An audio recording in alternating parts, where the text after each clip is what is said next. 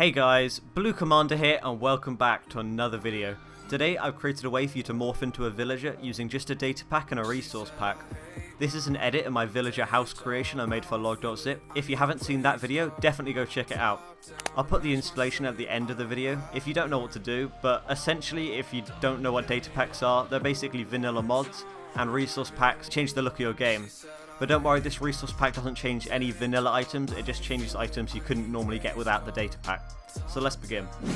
Also, hopefully you'll notice a higher frame rate and quality this video.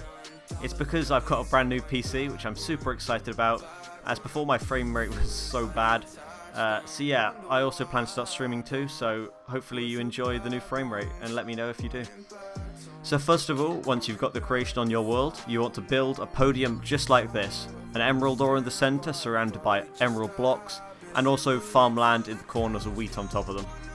Once you've done that, you just want to sneak on the center and you'll become a villager. As a villager, there's quite a lot you can do. In my hotbar, as you can see, there's 4 items. These are basically your abilities. These first 2 are profession based, so basically the second lets you cycle between the professions, and every single profession has a unique ability which you can activate on the first slot. I really like how this came out. It kind of means that you can kind of main an ability based on your playstyle. So listen carefully and see which one you choose if you could only have one, and let me know in the comments below. Anyway, let's quickly go through all these profession abilities. First of all, we have the armor ability, and this is called theft. So basically on right click, all nearby mob, it means you've got a 100% chance to drop armor, whereas normally I think it's just like a 7% chance or something around that kind of area.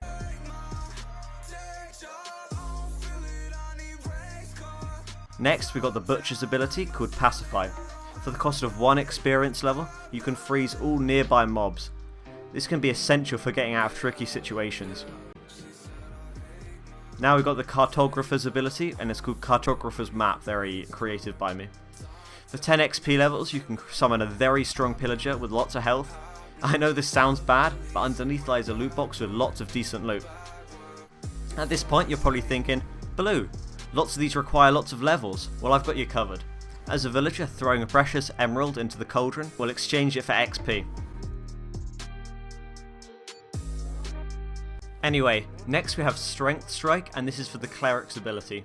For 5 XP levels, you can get about 30 seconds of Strength 5, and if you don't know, Strength 5 is absolutely broken, so you'll have no problem taking out your foes. The Farmer's ability is called Emerald Tiller, and this frequently lets you place 3x3 farmland, which can, completely speed up your farm making process. The Fisherman ability is called Emerald Rod, and this rod fishes up emeralds instead of fish, and also gives you a small chance of fishing up a villager.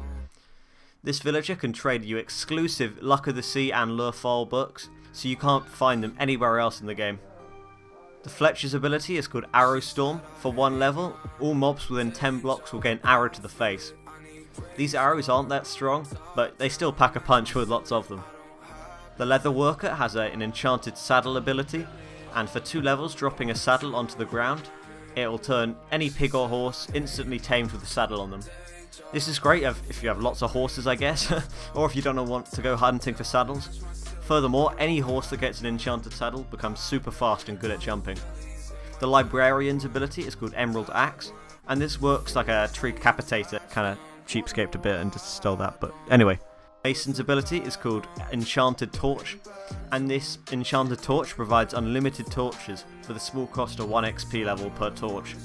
I really like this one, as running out of torches really sucks. You also get 5 seconds of haste every time you place a torch. The Shepherd's ability is called Emerald Shears. These shears give you a random wool colour every time you shear a sheep, which is, I'm hoping they're useful for builders. The Weaponsmith ability is an Emerald Blade, and this sword rewards XP for hurting mobs.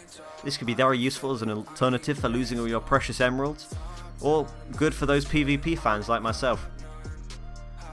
Finally, Toolsmith's ability is called Emerald Pickaxe. This pickaxe has exclusive Fortune 6 enchantment, but also at the cost of constantly mining fatigue. But if you brew some potions, I'm sure you could balance out it with normal haste, or maybe place some torches to get that haste. The third ability in your slot after all these profession abilities is called the Village Communicator. You may have noticed that the morphed villager, you can see all villager names. Well, by using this ability, you can also talk to them. There are 100 different possible names and 100 different possible messages, so every interaction will be completely different. You can talk to these villagers 3 times before they stop wanting to talk and they want to get back to work. But about 10% of these messages have loot associated with them. So, you know, you can even get good loot from this. Most notably of these is the vein miner pickaxe, also kind of just stolen from my last video. Finally, the last ability is called the Totem of Dealing, and on right click, you'll be able to trade with all nearby villagers for a reduced offer for about 10 seconds. When you finish being a villager, you can just sneak on the same morph podium to disable your morph. To install this creation, you want to go to my website, which is in the description of this video, and it will look something like this. Then you want to click on both of these buttons so you download the resource pack and the data pack. Then you want to open your Minecraft, open your resource pack folder like so, and you want to drag the downloaded download which says resource pack on it, not data pack, resource pack, into this folder. Then you just need to click done, re-enter the resource pack menu and enable it. Okay, so once you've done that, you then want to open your worlds folder like so, and then you want to open the data packs folder inside of it, and then you want to drag in the other download called data pack on it. Then you want to reopen your world and type /reload. And if you've done everything successfully, you should see this message in chat. I hope you all enjoyed this video. If you did, a like would be really appreciated. If you want to see more videos like this, I have a Magma Cube morph video you can check out in the eye in the corner right now, or just some of my other data packs on my channel. I'm also planning on trying to revive my second channel, which is meant to have Hypixel content, but my PC was never really good enough to make videos on it, so now I can. If you don't mind hitting it with a sub, that would mean a lot to me, so I can actually, you know, have viewers on there, because I'll probably get about 2 views right now. Anyway, I hope you have a great day, and I'll hopefully see you in the next video. Bye.